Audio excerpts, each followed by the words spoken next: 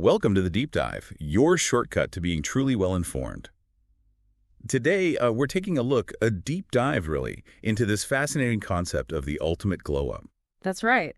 And we're exploring, well, a really holistic approach to self-improvement. It's moving far beyond just the superficial changes, isn't it? We're talking diet, fitness, and maybe most importantly, mindset. Yeah, exactly. Our source material for this deep dive, it's from excerpts of a, hugely popular YouTube video transcript. It's titled, Everything I Did to Have the Ultimate Glow-Up Beauty Secrets, Health, Lifestyle, and Mindset. And our mission really is to pull out the most important nuggets of knowledge and insight from this creator's own personal journey. We'll explore, practical tips for appearance, lifestyle changes that actually stick, and how those big mindset shifts are just so essential for genuine self-acceptance. Absolutely. And for you, the learner, someone who wants knowledge quickly but also thoroughly, this deep dive should give you those aha moments. We're aiming to offer different perspectives without, that feeling of information overload. So as we start unpacking this glow-up journey, maybe think about what aspects of your own well-being her insights might, shed some light on for you. Good question. So let's maybe start at the beginning, her starting point. She shares these old photos describing like a puffy face, cystic acne, hair thinning. Yeah, quite a list. Totally. And she felt her makeup, her clothes, they were just all wrong. She was always kind of hiding in photos, chasing this idea of a glow up, but never really feeling satisfied. But fast forward to now, and the transformation is, it's pretty striking. She says she's obsessed with myself, totally content, no desire for surgery or trying to look like someone else. She genuinely feels like that girl. And what's really striking there, I think, is how she talks about it. It's not just the external stuff, is it? It's that huge shift inside, going from hiding to being, utterly confident in her own skin. Yeah. That internal change really seems to underpin everything else she discusses. It totally does. And a big part of that initial external shift involved rethinking her fashion, her personal style. She got into using tools like a color combination chart, found it on Pinterest, apparently every single day. Wow, daily. That's commitment. Right. And she also turned her everyday life into what she calls a walking Pinterest board.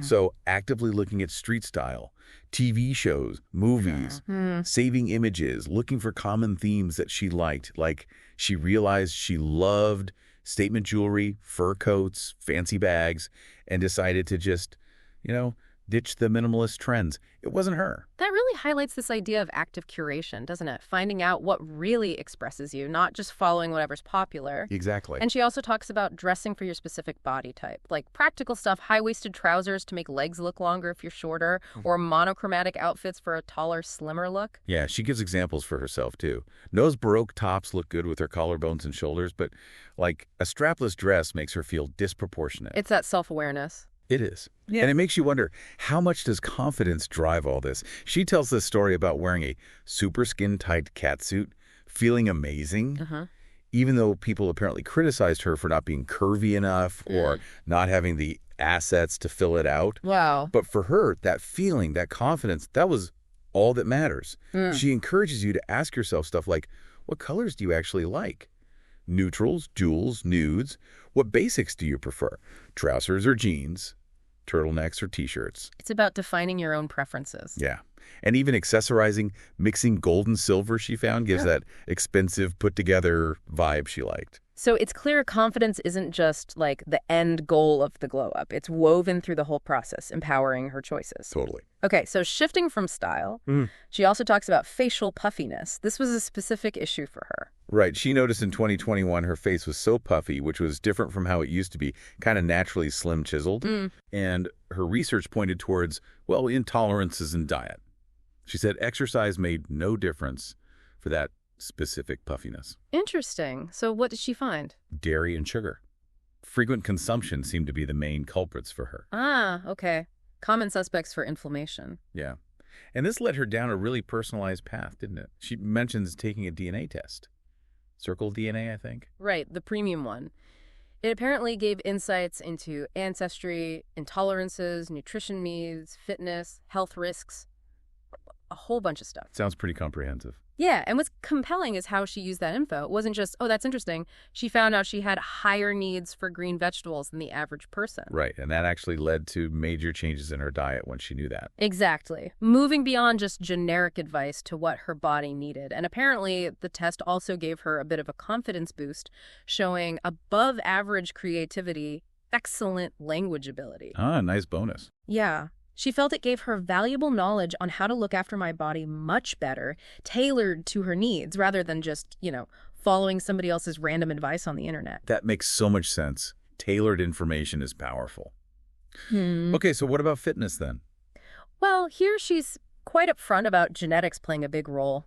Says much of her body shape is down to genetics. So she doesn't post workout routines? Nope. Feels it would be inauthentic because of the genetic factor. She did gain some weight briefly in university processed foods, alcohol, the usual suspects, but lost it by just prioritizing movement every single day. Nothing extreme, just consistency. And her reason for exercise now? It's primarily for mental health, not for anybody else. That's a direct quote. So, She's not chasing like the flattest butt or trying to be super curvy. it's about feeling good.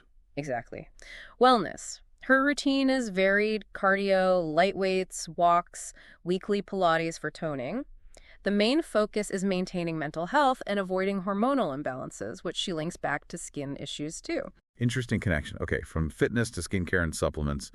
What did she change there? Well, for her acne-prone skin, simplifying things worked best. A really stripped-back routine. Like what? Cerave Hydrating Cleanser, Nivea Face Cream, which she says she's used forever, and daily SPF. Specifically, Verzinc, which she found good for acne-prone skin, didn't cause purging. Simple. And for treatments? La Roche-Posay Effeclar Duo, morning and night, mainly for fading acne scars.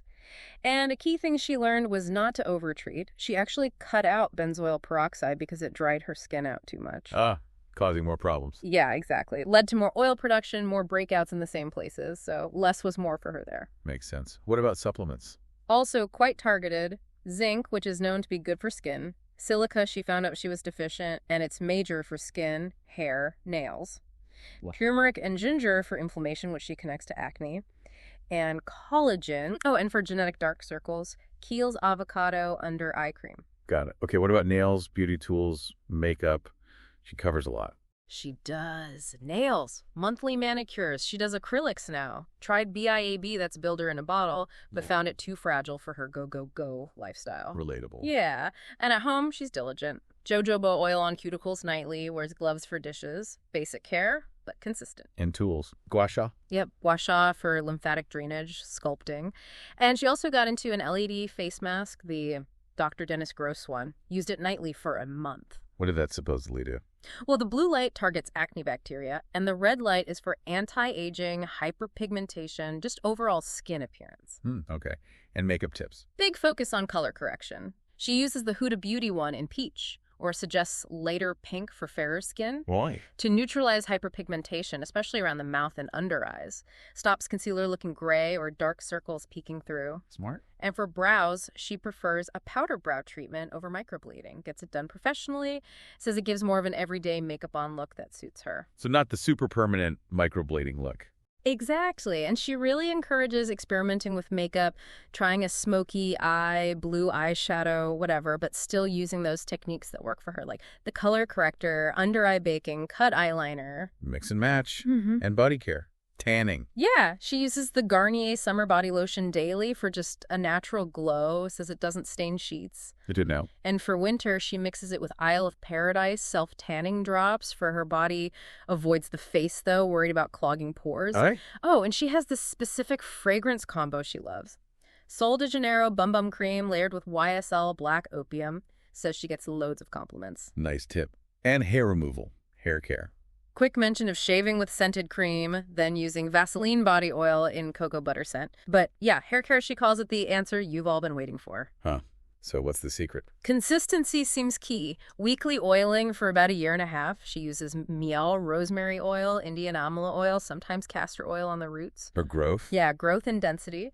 She jokes it resulted in annoying baby hairs, but also a fuller parting. Trade-offs. Totally. And protective measures, too. Silk pillowcases, silk bonnets for a year to cut down on breakage and frizz. Makes sense. Styling products. Color Wow Dream Coat after showering. Tames frizz, makes it silky. Regular trims every 3 months. And a weekly Kerastase deep conditioner for shine. Wow, quite the routine. Lashes. Extensions. Lancome Lash Serum for Length. And yes, human hair extensions from a brand called Elbels. Wears them consistently for extra body, even though her natural hair is healthy. Okay, so that covers a lot on appearance.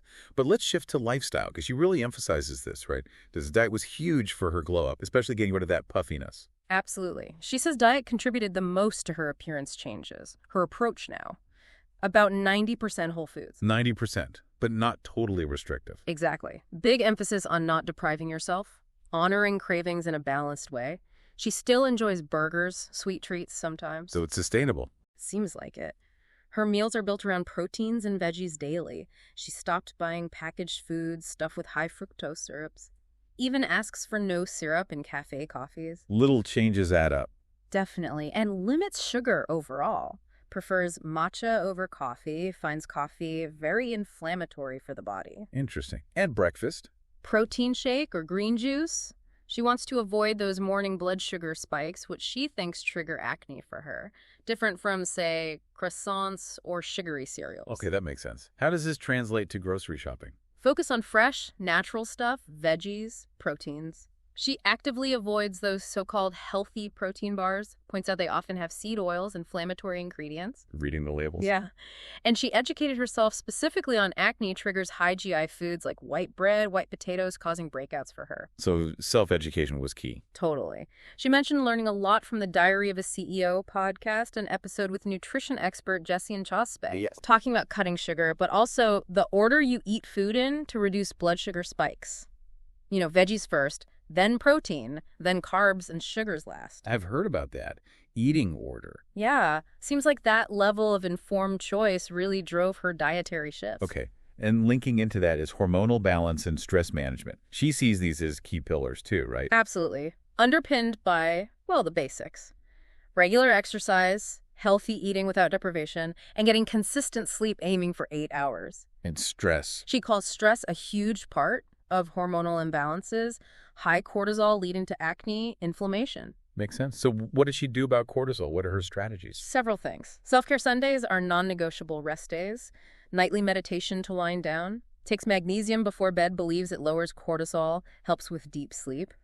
Practical tips. Yeah, and adapting her morning routine based on energy. She's tired, maybe a slower morning, nourishing breakfast, a walk instead of the gym, all about normalizing cortisol. So listening to her body. Exactly, and specific caffeine habits, too.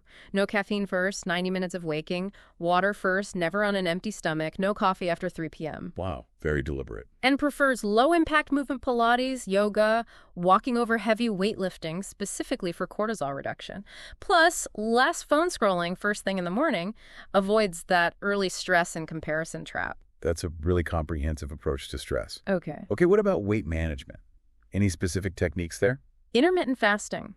She says it helps her maintain her weight without calorie counting or restricting portions or feeling hungry. How does she do it? Eats all her food within an 8 or 9 hour window, like 11 a.m. to 7 p.m., for example. Avoids eating super early or right before bed. And outside that window? Hydration is key. Drinks as much water as possible and a lot of tea. Ah, tea. You mentioned she drinks specific teas. Yes, connects it back to beauty benefits. Spearmint tea daily says it's amazing for her acne-prone skin. Turmeric and ginger tea sometimes for body inflammation. Raspberry leaf tea during her period for cramps and menstrual health. And green tea or matcha, often for metabolism, weight management, inflammation. Lots of tea. Okay, No. so we've covered appearance, lifestyle. Ah, Now let's get into what she calls the ultimate internal glow-up mindset. This seems crucial for her. oh, absolutely. She states it so clearly. The biggest mistake is just focusing on external hacks while internally you hate what you see. Yeah. She makes this really bold claim like, you can ignore everything I have said in this video so far and perfect your mindset and you will be fine. Wow, that's powerful. It really is. And what's insightful is how she emphasizes creating your personal definition of beauty. She says she loves her slim body, even if others don't find it flattering. She decides it's beautiful for her. Self-validation. Totally. And same with acne. It is what it is. Refuses to let it define her beauty. She shares a story about that, Yeah. right? A model. Yeah, a powerful anecdote. a professional model with visible acne, but who had such incredible confidence, she was still getting hired for photo shoots. It shows self-assurance is paramount. She applies that herself. Absolutely. Still films with breakouts, doesn't care about comments. Her acne does not define me. She realized, if you don't know who you are beyond your looks, you just soak up what other people say is truth. Like her experience with her nose. Exactly. Bullied about it when she was young, wanted a nose job for years. So how did she overcome that? Because she didn't get the surgery, right? Right. Now, even though she could afford it, she embraces her imperfect, crooked, wider ethnic nose. She chooses to see it as beautiful. Mindset work, she says, is way more powerful than surgery. So how did she do that mindset work? How did she reprogram her view? It was quite deliberate. She changed what she consumed online, stopped following influencers who looked nothing like her different features, skin, hair, etc. Okay. And instead, watched more movies with Indian women embracing their natural features. Said it helped her fall in love with mine. That's really interesting. Actively seeking different representations. Yeah, and she even made insecurity Pinterest boards. What's that? Boards filled with images of people who had features she felt insecure about, skin color, nose shape, body type. Looking at them helped her accept her own. Seeing slim bodies like Zendaya or Kendall Jenner helped her accept her own slim frame, for instance. That's a really creative way to tackle insecurities head on. Isn't it? And this internal shift really showed up in her daily confidence. Like, she used to get shamed by friends for overdressing or trying too hard. Oh, wow. Now, she just doesn't care. She realized people criticize often to project their own insecurities, and knowing that gave her ultimate peace. That's a huge realization. Huge. And it freed her up to be authentic. She noticed being her real sassy, passionate self on camera actually got more views, and more importantly, she liked herself more. So authenticity attracts. Her theory is, when you genuinely love yourself, everybody else adopts that exact same mindset. She strongly advises against people-pleasing, says hiding yourself or seeking approval just gives away your power. Puts others on a pedestal. Exactly. And then she had this other big realization in university, called it the most freeing feeling. What was that? That her appearance is the least interesting thing about me. Wow. Yeah. She started seeing her appearance as just like a personal avatar, something to customize and play with, but not her core value. So if appearance isn't her value, what is? Her personality traits, her effect on people, her energy, relationships, how she sees the world, her mindset, how she handles challenges, the internal stuff. The deeper qualities. Right. And to really test this, to challenge external judgment, she did some things deliberately considered unflattering. Got a front fringe haircut and temporary nose piercing right after this body as a vessel realization. Why? Just to prove a point to herself? Exactly. To challenge herself to be confident anyway, to prove that truly nobody else's opinions matter. Her stance is clear. If you don't like me for me and what I have to offer on the inside, then you shouldn't be in my life. That's setting strong boundaries. Definitely.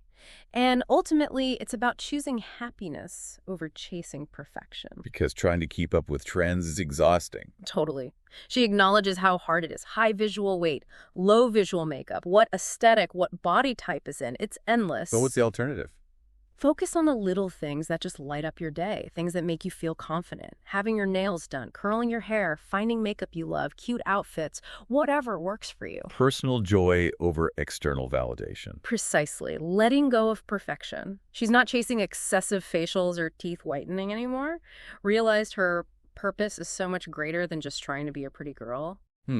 Okay, so let's try and wrap this up. We've really taken a deep dive here into this whole ultimate glow-up idea, moving way beyond just the surface to see how appearance, lifestyle, and mindset are all connected. Right. And the core takeaway, I think, is how her journey just hammers home that real, lasting confidence, that self-acceptance.